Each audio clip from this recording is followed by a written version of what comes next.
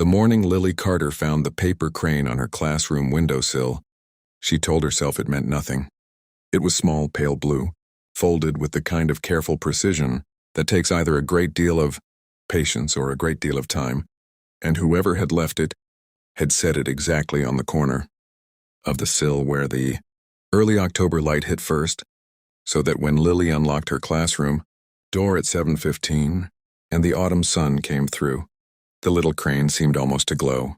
She stood in the doorway for a moment, coffee in hand, backpack sliding off one shoulder, just looking at it. Then she picked it up, turned it over, and found 3 words written in small, clean letters on the underside of one wing. Still the same. She didn't know what that meant. She told herself it was probably left by a student, some second grader, who had learned origami at home and wanted to show her. She set it on her desk beside her pencil cup and started arranging the morning's paint supplies and tried not to think about it again. She thought about it all day. Lily was 26 years old and had taught elementary school art at Maplewood Primary in Portland, Oregon for 3 years. She had 22 students in each class, a shelf of half-used acrylic paints, and a door decorated with finger-painted sunflowers that the second graders had made in September and that she could not bring herself to take down, even though October was already deepening into something golden and cold. She was good at her job in the way that people are good at things they were built for. Naturally, without thinking about it, the way a tree doesn't have to try to be tall. Her students loved her. Parents wrote notes at the end of the year. The principal had told her twice now that she was exactly the kind of teacher Maplewood needed. She had a 1-bedroom apartment 4 blocks from the school, a cat named Arthur who was unreasonably large and completely affectionate, and a Friday evening habit of buying too much food at the farmer's market and cooking meals that were always slightly more ambitious than one person needed. She had friends she genuinely liked. She ran along the river path on Tuesday and Saturday mornings. She was, by any reasonable measure, doing well. She also had a box under her bed that she hadn't opened in 4 years, and she knew without looking at it that it contained, among other things, a photograph of herself at 18 standing in front of a lake in the Cascades beside a boy with dark eyes and a laugh that had felt at the time like the most real thing she had ever heard. His name was Ethan Cole. She hadn't heard from Ethan Cole in 4 years. The last time she'd seen him, he had been standing in the parking lot of the Portland International Airport with a single duffel bag over his shoulder, and he had said, with his dark eyes and his particular way of meaning things, that he would figure it out, that he just needed time, that some things couldn't be held together by wanting them hard enough. She had nodded. She had not cried until she got back to her car. She had not looked for him after that, because Lily Carter was the kind of person who understood, even when it cost her something, that you cannot love someone into staying.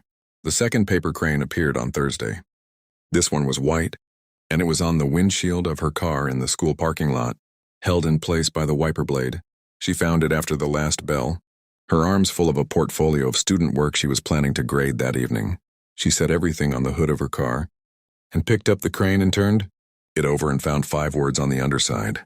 I came back. I'm sorry. She stood in the parking lot for a long time after that.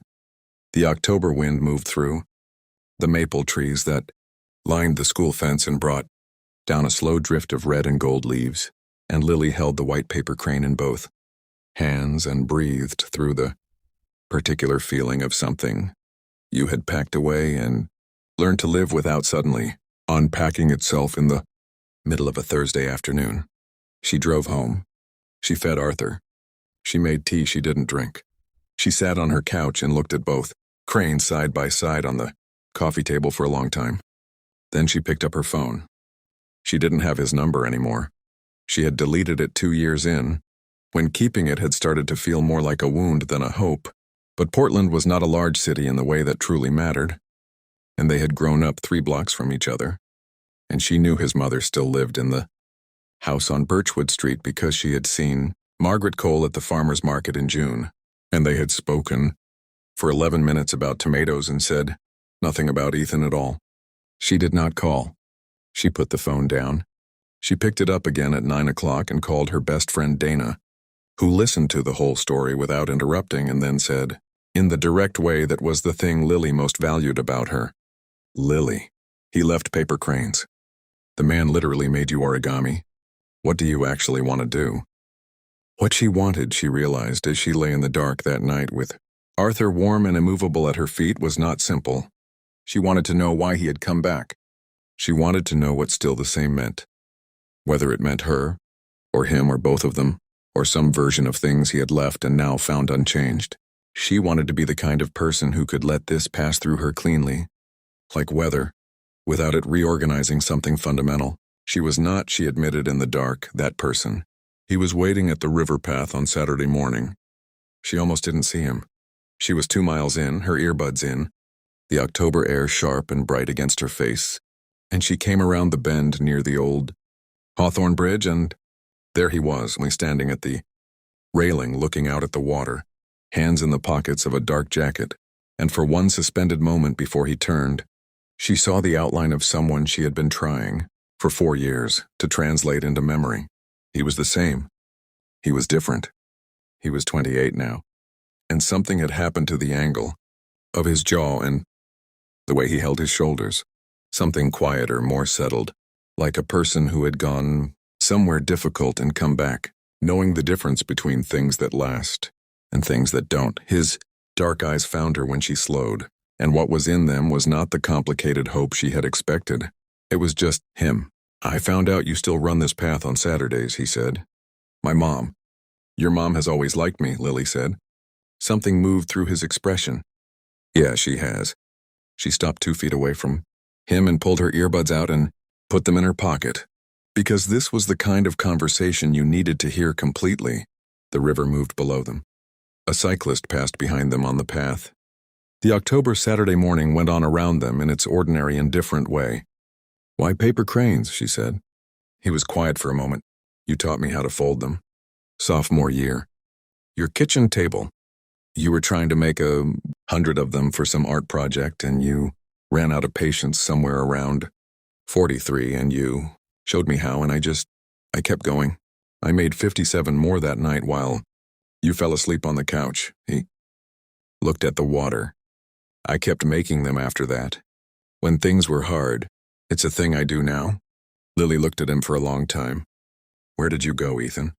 He turned to face her fully then, and what she saw in him was the specific gravity of someone who has rehearsed an answer for a long time and is now discovering that the rehearsed version is completely insufficient. Seattle first, he said, then Boston.